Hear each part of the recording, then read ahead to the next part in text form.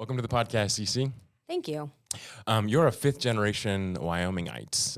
What does that mean to you for your business endeavors, as well as just who you are as a person? Because obviously, living here for so long, and your family's been here. What does that mean to you? I think the ties is the biggest part of it. We're a big state with a low population. It doesn't take much to run into someone that you might know, whether you're in town, out of town, in a different country. So it's definitely something that helps network, and it helps drive a business aspect for sure. Growing up in a small business, there's still a lot of people that know me from that, and that has helped immensely. But, it's a pride thing. As a Wyomingite, there's a lot of pride involved. A lot of people don't know people from Wyoming, so then you become that token Wyomingite that they get to meet, and you get to share what it's like to be from Wyoming. So I think it's definitely a pride and something that's great to be able to say. Absolutely. Not everyone in the U.S. knows even where Wyoming is. So Yep. it's Exactly. great to Yeah. to teach someone about their own geography. Yep. So, growing up in Casper, when did you know that you had a love for animals, that you wanted to develop this business that focuses on taking care of animals? I grew up with animals in our home at all times. Even when we had our family business, Casper Iron, we had service dogs that were on property. They were protective of me as being the little kid running around there. So animals have always been a part of our lives. I've always had an animal in some way in my life. And so it's not a hard thing to go with. And I feel like people that have animals are definitely someone I can, relate to. Relate to, absolutely. Yeah. People with dogs, people with animals are definitely, they connect. Absolutely. Sure. So did you grow up on a farm, or did you always grow up in the city? Oh, no, I grew up right here in Casper my whole life. We joke, I have a lot of family from, my grandfather lives in Riverton still, but my mom was born and raised in Pinedale. All right. I have family in Piney still. Cora, we're small town, so we always joke that my family, my brothers and sister, and I are the big city kids in our family. So the big city of 65,000 yes, people in absolutely. in Casper, Yep. Wyoming. Yep. So, but before you opened Urban Tails, which you opened up almost 2 years ago, it'll go on 2 years in August. Yep. You had other businesses. Yeah. So when did you know that you wanted to start your own business? When did that spark start? Being born and raised in a small business and being surrounded by that my whole life, I guess it was probably inevitably there. But I've tried doing other jobs. I've worked food and beverage. I've worked for other people. I've done nonprofit. But it all comes back down to I like the challenge of business. I like being able to be fluid with it. It's always a challenge, and you have control over it. So I think it's always been there, but I think once I was doing other jobs, it kind of came back around. Like, you know what? It's time for me to get back to doing what I know. So you started before Urban Tails. You started Ask Wellness, and was there anything before that? So as far as businesses that we own, no, Ask Wellness was the first business selling CBD locally, made in Glen Rock. But I've opened numerous businesses for others. I opened Fire Rock originally when it was a brand new business in town. And then I left and opened Vintage down at Poplar Wine and Spirits, and I was there for a long time. So, All right. So it's not new to me, but this is new as far as owning and having complete ownership of it. So where did the inspiration come from for Urban Tails, and how did it evolve to like a full-fledged business? Yeah, so I never thought I'd be running a pet industry, considering my backgrounds in communication and then immense years of food and beverage experience. But when our dogs were attending a different facility and the manager there was going to be leaving that, we knew we needed to find something and someone that we trusted with our animals. And unfortunately, at that time, we just didn't feel like there was anyone facility-wise in town that we would want to use and utilize. And Dana was knowing that I was ready to get back into doing something different, get back into the business aspect. And so we sat down with Kylie back in October of 22, and we started talking, and that's where Urban Tails blossomed from. And we just grew from there. It's true. We have an animal as well, and we're one of your customers as well. But you're absolutely right. Finding someone that you trust is one thing, but also finding consistency as well in the grooming and things like that. So finding the right person to take care of your animal is extremely important. Yeah. And it's difficult. It is in a small town. It is. So. You have to have that trust, and it's hard in a small community because you don't have a lot of choices, and so that's a lot of what drove us to create our business and to stand out from the competition. Everyone does things their own way, but we found our niche and the clients we want to have services for, and the animals we want to take care of, and whatnot. So our space is definitely different than others. Absolutely, I think it is, and it's very welcoming. Thank you. When our dog goes in there, he definitely feels at home. There's sometimes a little bit of shyness, like every animal. Oh, yeah. But he's definitely happy when he comes back out too. So he has a good time. So, Yeah. You also grew up in a family of business people. So what was that like growing up, and what did your parents do? What businesses were they involved in? Yeah, so my grandfather actually started Casper Iron and Metal with my grandmother. It was her family business back in 1945. And so my family's been in the industry of small business for a very, very long time. So from the point of me probably not even be able to walk, just crawling, I was already at our businesses, probably not the best thing for a small child to be in, but we all have scars and stitches from them. But learned how to answer the phone, how to deal with customers. Back then, there was no computers. We're talking early 80s. So I have a lot of memories of, the printers that we did have, doing a lot of longhand accounting for my mom. But I got to see the different aspects. At times it was hard because it was a family business. So we didn't really take family vacations. If we did, we were going to different conferences and setting up booths with my parents to get more business. But I think that really implemented a lot of things for myself and my siblings. And we all have gained a lot of knowledge and experiences having grown up in that. And once again, tying in with the networking, like I have a lot of people, once they realize who I am, they're like, oh, you must be Sid's granddaughter, because they have stories of their own. So it's definitely something I'm proud of. I grew up in a family too of business people, and I probably at 12, not as young as you, but at 12 or 13, I was already working in the family business. And some people take to that, and they it sparks their entrepreneurial journey. Other people want to get out of that. Yeah. When did you think it from a very young age you wanted to stay in business for yourself? Honestly, I was one of those that had no idea. I even through college didn't know what I wanted to do. I started as a business major, and I didn't want to take all the math classes.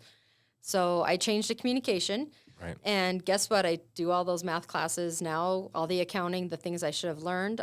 So I didn't necessarily know what I wanted to do. I didn't know that business was my avenue. But I think time and life just rolled me back into it. Right. And obviously you're becoming a serial entrepreneur now. So serial for sure. Yeah. And and it helps. Dana grew up in the same environment as I did. His dad started Intermountain Pipe and Threading in 1982. And so Dana grew up doing things in the shop too. So we're just a house full of entrepreneurs. We talk a lot of business. Dana's daughter Quincy does DECA. So she's learning the business aspects, and she's worked in Ask Wellness. She's worked at Intermountain, and her plan is to take over Intermountain. So honestly, business is a big thing for our house. Sounds like it, except for the dogs. Well, we did build an entire business based on our dogs, so I guess they have their own roundabout way in it. Right. So when did you decide? So apparently Dana was involved as well as Kylie. Is that it? So did you all sit down a couple of years back and say, "Hey, this is what we want to do"? Is it just a conversation? Yeah. So it was more so figuring out. We knew we needed somewhere to utilize for ourselves, and we wanted to have control over what that would look like. So we took our concepts, sat down with Kylie, convinced her, because we have the business knowledge, but she has the industry knowledge for 14 years of doing it in different avenues. So it was just an easy collaboration. So we were able to take her knowledge and then take our business knowledge and collaborate on all that. And then it just kind of got the ball rolling on it. So while Dana and I own the business together, I'm the operating owner on that side. Got it. Yeah. And that all started in August of 23. Yep. So we sat down in October of 22, closed on our building December of 22, started construction. You know, we had never been in this industry by any means. Kylie knew what we needed, but we also had a blank slate.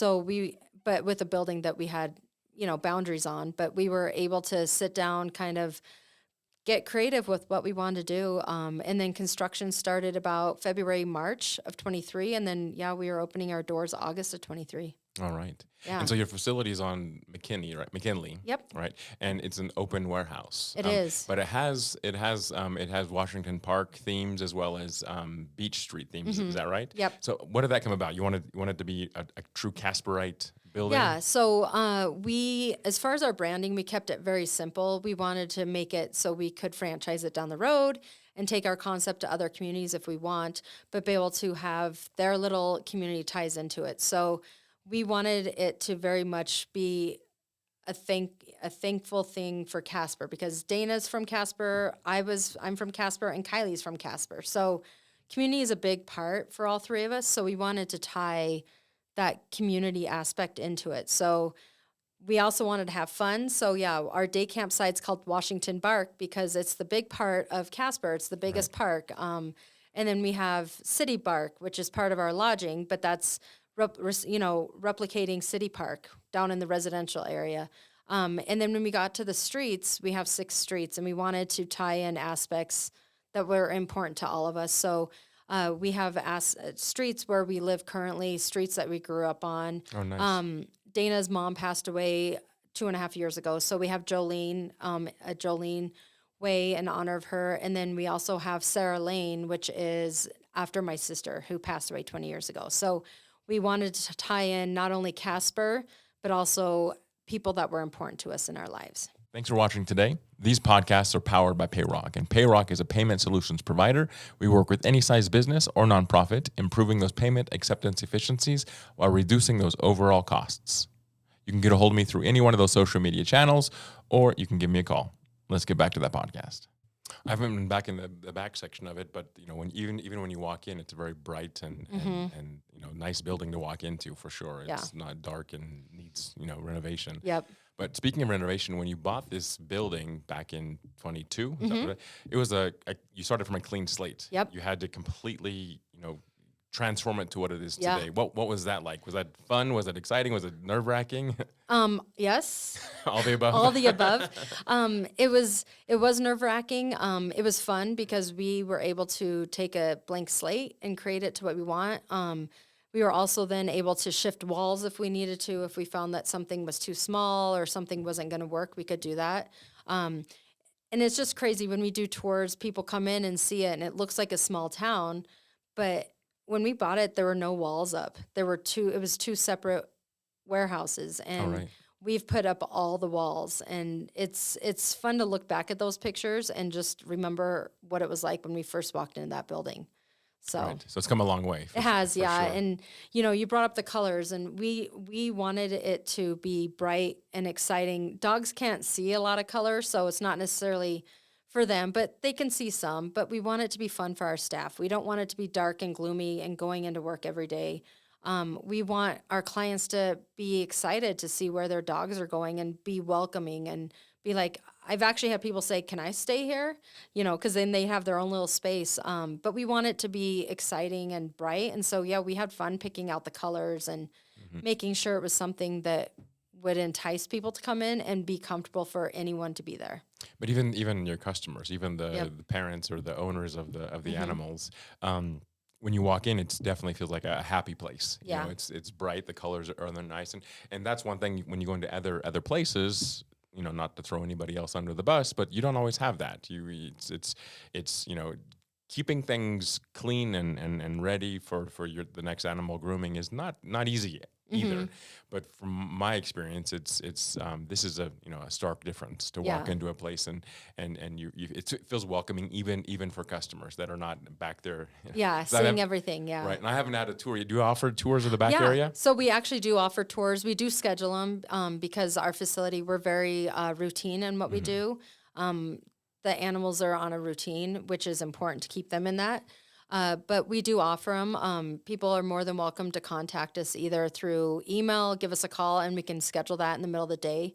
But that way we can have a little bit of an idea of when we're going to be doing those tours. Got it. I'll definitely have to get absolutely. Get that going. Yeah. What was the most unexpected hurdle you've had to go through since August of 23? I think me personally was learning the industry. Because I was going into an industry I'm not familiar with. I definitely know a lot more about the pet industry and the animal industry than I ever thought I would. It's shifted how I am a pet owner and just the knowledge. I would say the biggest obstacle would just be us going into an industry we didn't know and making sure it's scary. That's a lot of money invested into it. And while we have Kylie and her expertise and her knowledge, it's still a scary thing to do, to invest that much money and time into something. And truly, even though it's a need in our community, to know whether you're going to succeed or not, that's a lot on someone's shoulders. It is. Would you say that the lack of knowledge has been a challenge for you, or is it something that you have had to work through? I've just worked through it. I'm a quick learner. Sometimes it's a huge pro, but it can also be a con. I'm a hands-on person, no matter where I am in an organization. So with this, sometimes my staff have to remind me that they're fully capable of doing it, and it's not that aspect. It's I want to help. So I've definitely learned a lot from them, and it's not been a hard thing. It's just been a lot. Right. Because as a pet owner, you have your mindset, and you think you know why you should do something or why you should do it a certain way. But once you learn the behavioral aspects of it or the health aspects, different ideas on it, it makes a difference. I'm sure. It goes back to the testament of working with a team, that you can't do everything on your own. Yep. You have to work with other people. One person can't do it all. Yeah. So it's definitely a team effort. Absolutely. For sure. Yeah. So how has your communication degree, how's that helped in all of that? It's helped a lot. It's a pretty broad degree, but I've done a lot of marketing and advertising, PR through the years. Even though my degree is 20 plus years old, and I've had to adapt, it's something I've continuously used between any of the businesses that I've opened, and then also being at the Boys and Girls Clubs. It's definitely, sometimes I forget how much it actually is integrated into what I do, but I use it constantly. I can imagine, yeah, because communication, whether it's marketing, advertising, or just communication with internal communication, that plus the product, and then obviously delivery of that product are the three main ingredients of every Absolutely. business. Yep. So having a firm grasp of how to communicate and what to communicate is obviously essential. Yep. So speaking of communication, you have a day camp, you have a lodging facility, and I think you have one other thing as well. And then the grooming as well. The grooming, and then retail. We sell retail as well. That was one thing that we always felt was lacking in previous facilities we used, that if we wanted to buy them a treat on the way home, or we're there and there's a product we see, we wanted to have that capability to buy something, and we felt like that was lacking. So that was definitely something big for us to include, was the retail aspect. But yep, so day camp, lodging, and grooming are 3 services. At this time, we plan to expand, but with us still being a year and a half old, Right. we're still finding our niche and finding our groove. But eventually we'll be adding training, some different aspects, some, train and stays, or however we want to do it, some puppy programs. But as of right now, we're focusing just on our big 3. That's what I was surprised about, because we used the lodging services once. We were going to do it twice, but once we were out of town, and it's more than just that. Apparently, we were told that it's not a training facility during the weekend, but there are some activities, some stimulating activities for the animal. So it's not just you put them in a kennel and you watch them, and feed them every couple twice a day. It's more than that. We so when we built the building, I don't really care for the look of kennels. So that was a big thing for us. We built rooms. So Okay. when they're lodging with us, they're actually in a cinder block room that's also painted so that it's welcoming for them. Our building has 6,000 cinder blocks in it, actually. So there's a lot in it. But we focus on not just the physical aspect for the animals.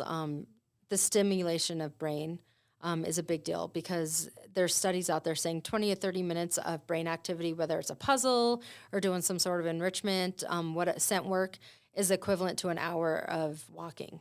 All right. So we really try to focus on that enrichment, stimulation side of it as well. We have dogs that enjoy just going outside and playing ball.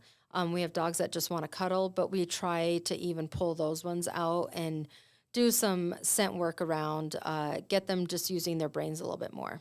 So that's included or in the lodging. Yep. But how is that different than the day camp? So our day camp is very different. We are currently at capacity, which is not a bad thing. But I wish I could do it and bring in all the dogs, but we really focus on safety. It's our biggest focus in that building, no matter what part, and making sure our staff is trained. So while we would love to take more animals, we have to make sure they're trained correctly, staff-wise, as well as just making it safe. So we are at capacity, but it is a members only. So we don't offer drop-in service like other facilities do. So once the dog has gone through a meet and greet and we've evaluated them and found the right play group with them, which is a small group, we then have them set on certain days. So we're essentially building packs. So the dogs never change in that group. So with that membership, they're expected to come each week on that specific day. Okay. Because then we're not dealing with behavioral issues. We're not bringing a new dog in every day, not knowing what might trip someone up or what that might look like. So with that membership, it holds their spot in case they're ever sick, something like that. We also do a birthday cake from Unleashed Dog Bakery for their birthday each year. We also do a monthly activity or an arts and crafts, whether it's doing a canvas for mom and dad. Last month, they had paw prints that were turned into bears to be my Valentine. This month for March, we're actually doing a scent space focused on like a St. Patrick's Day theme. So we'll have cabbage in there and potatoes and Irish Spring soap in the packaging so they can sniff it out. So bringing in that whole scent work.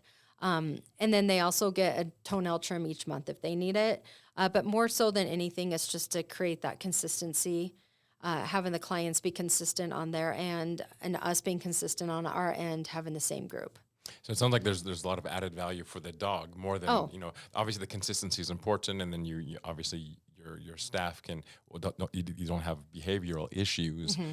But for the dogs, it sounds like they're getting a lot of interaction. Yeah, we try to break it up as much as possible. They get a lot of playtime outside, but we also, once again, want to keep it fresh and change up the park that they go into, just trying to change it up a little bit for them.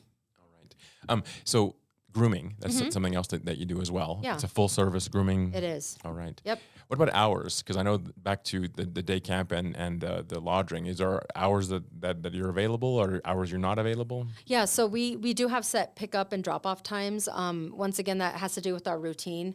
Our staff is pretty much with dogs not 24/7, but while they're in the buildings clocked in, they are with dogs. The rotating dogs, getting them out to the park, feeding them. So our drop off times are from 7 to 9. And then pickup times are from 4 to 6 for lodging, or you can drop off at that time also. I think the structure is great too. That's something that we realize is that you have a set structure. Mm-hmm. You can't just show up with your dog, and I think that's great because it's good for the dog. It's good for us because then it creates that reliability and trust that we're dropping him off at this time, and he's going to be taken care of. Yep. It's not just something random that when we're available we'll drop him off. Yeah, and we're able to schedule better. But yeah, it's easier to move dogs. We're not disturbing their routine. We're making sure they're all still getting outside and getting their same amount of time. So that's why between that 7 and 9 time in the morning, they're resting because they have to rest before breakfast and after breakfast. So that's why we have those set times during the day.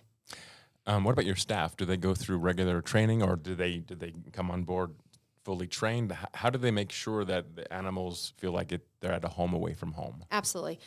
So our staff is all trained in the same, we use the same programming. So if we hire someone that has no experience, not a problem. It may just take a little bit time, but we then are able to train them. They're getting the same behavioral cues that their coworker does too, and understanding group play, as well as Kylie is a certified pet tech CPR and first aid instructor. All right. So our entire team is also pet tech CPR and first aid trained.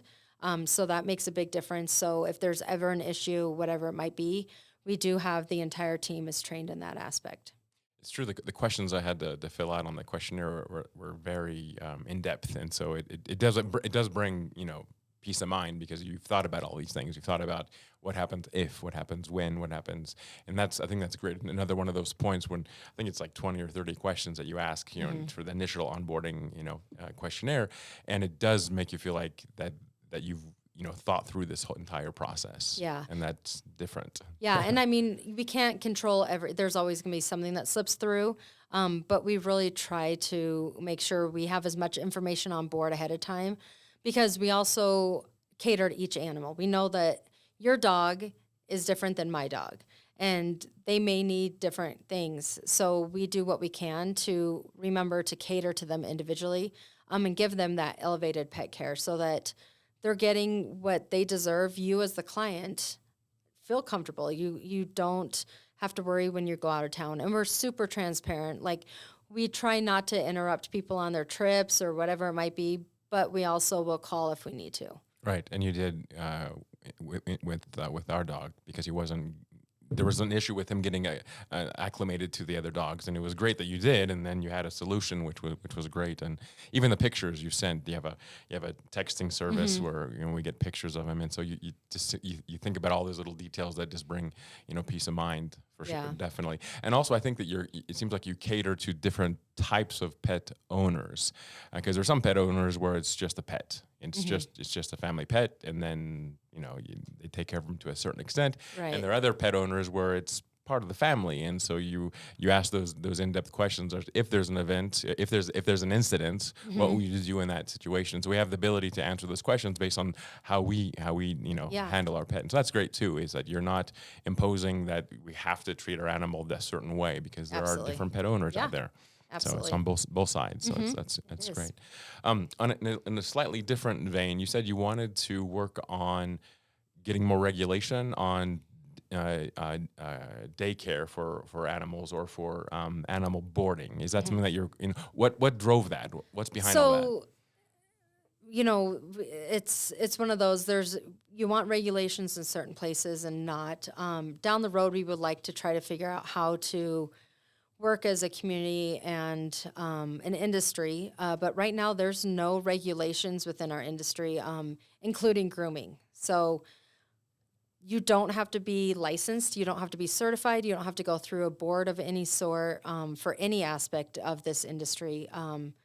And so it can be alarming, because you never know the person per se, or what kind of facility you might be walking into. So eventually we'd like to look at doing something like that, just to ease the community's mind, whether it's our community itself, the state, some sort of regulations. There are states that are super restrictive. I would say we don't want to get to that point. Right. But there still needs to be some sort of, point where you have to be held accountable. Right. So we have to keep it Wyoming at the same time. Absolutely. In terms of regulation and things like that. But at the same time, structure is important. Absolutely. You can't have one without the other. It's you can't have a free for all, and it's not the Wild West. Yeah. We still need to be reassured that the boarding facility follows certain protocols, whether it's health and hygiene, or whether it's just taking care of the animal. Because Absolutely. there's situations where there in other states that I've read where there's abusive situations that happen. You obviously want to avoid that, and you put structures in place to do that. So that's why regulation is obviously important. Yeah. What is your vision for 10 years down the road? I know there's a lot of things in your mind about things you want to do. Some of those things you're ready to talk about. Other things are still germinating. But what is your to the extent you want to share? What's the vision that you have? I kind of touched on it when we did our branding. We wanted to make it very. I don't want to use the word franchisable, but essentially franchisable. We would love to be able to expand our concept to other communities. There's not a lot of facilities around our state once you get out of the bigger communities. So they do have them, and it tends to be just at their veterinarian clinic, which is not a bad thing, but their main focus is veterinarian care. So in 10 years, I would love to see more Urban Tails around and having their little touches on, their street names or whatever parks they want to call it, or adapting it to what their community needs. So I would love to see more of us around the state.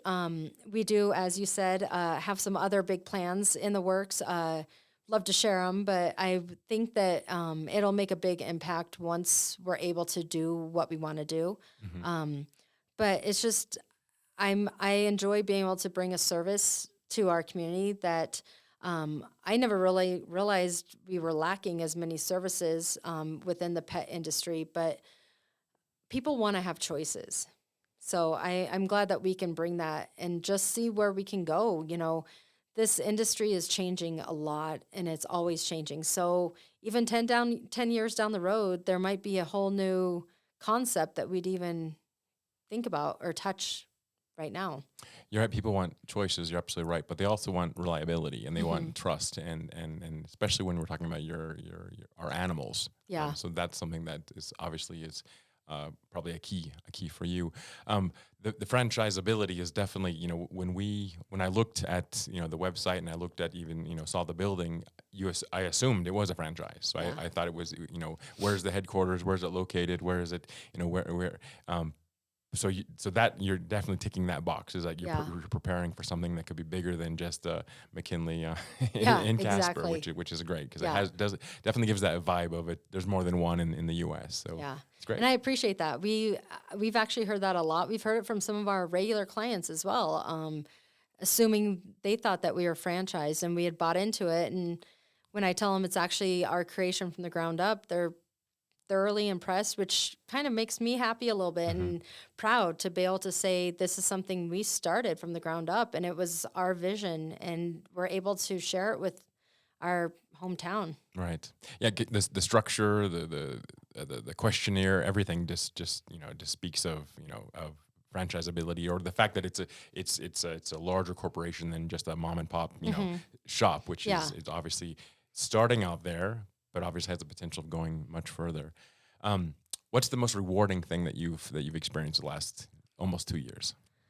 I think the most rewarding is I think it comes down to the clients, like our clients that trust us, and just knowing that we can ease that. Like, I appreciate that we can take that burden and that pressure off the clients, because I was that client. A lot of the things we do within our building is because of us as clients, or what we would want as a client. So I think just being able to ease people's minds has been a huge thing, and to just share our vision and what we want, and to share the love. Our entire staff, everyone has animals. We're a building full of animal lovers. We all have our own, and to watch our staff interact with other clients' dogs, including yours, it's rewarding to watch that connection. We have dogs that have been coming since day one, and to watch them grow from puppy into that almost 1.5, 2-year-old dog, it's fun. And it really, they talk about animals bring such joy, and they really do. It's a fun thing. They do. They don't have to be a emotional support dog to be an emotional support dog. Absolutely. And I think that's we've seen it firsthand, that it's definitely helpful. Yeah. And needed in many situations. With all your business experience, back to being a toddler in your parents' business all the way up to today, what advice would you give to an entrepreneur looking to start a business here in Wyoming? I think I would say do it, try it. Don't be scared. It is scary to go on that limb and open something and hope that people want that. But in that same realm, do your research. Don't just assume opening a restaurant's going to be easy and for anybody and everybody, because I know firsthand it's not. So while I don't want to see businesses fail, I think a lot of the time they fail because they jump into it and haven't done enough thinking, researching on it. So I would say do it, but do it right. Right. What's one thing that you learned these past several years that you were surprised to learn? What's something you didn't realize would be the case in owning and running your own business? That's a good question. I don't know. I would say probably just learning more about myself, honestly. Have opened businesses for other people, but my livelihood didn't depend on it as much. So now that it's our business, my livelihood is within these walls. And so while I've had to look at other, learn that through other businesses, it's much more apparent in this. So there's a lot more risk. But I would say just learning about myself and my pros, my cons, what I can grow on, and just developing even more. And the team you need around you to become successful. Yeah, it's not, like you said before, no one can do anything on their own, and building a team around you and building that structure and that support is huge. Between our team, each other, and then the community, friends and family, our clients, just supporting us. It's been rewarding, and it's brought a lot of light to me to be able to see how supportive and thankful people can truly be. That's great advice. It really is. If you could say one thing in closing to people of Casper about Urban Tails, what would you like them to know about your business? I would say, with Urban Tails, we're one of a kind. We are going to go above and beyond. And sometimes we might go way above, and sometimes it's just a standard, just a little thing here and there, but we go above and beyond. We're going to treat everyone's animal like they're our own, and it's their home away from home, and we want to create that elevated care that may be lacking in other areas. So I would say just check us out if you're interested. We would love to show you what we've built and where we're going to go from here on out. Got it. So where can we find you? On where's the building, online, phone numbers, whatever you want to share with us? So our building's really easy to miss. It's a bright blue building. It's actually that color. It's at 430 North McKinley, right before the railroad tracks, heading north. And you can find us online at urban-tails.co. Drop the M. Got it. The M is not important in this. Urban Tails is at urban-tails.co. Got it. Wonderful. So, yeah. Well, great. Well, thank you very much for joining us today. And thank you. Thank you for tuning in, and we'll see you in a couple weeks.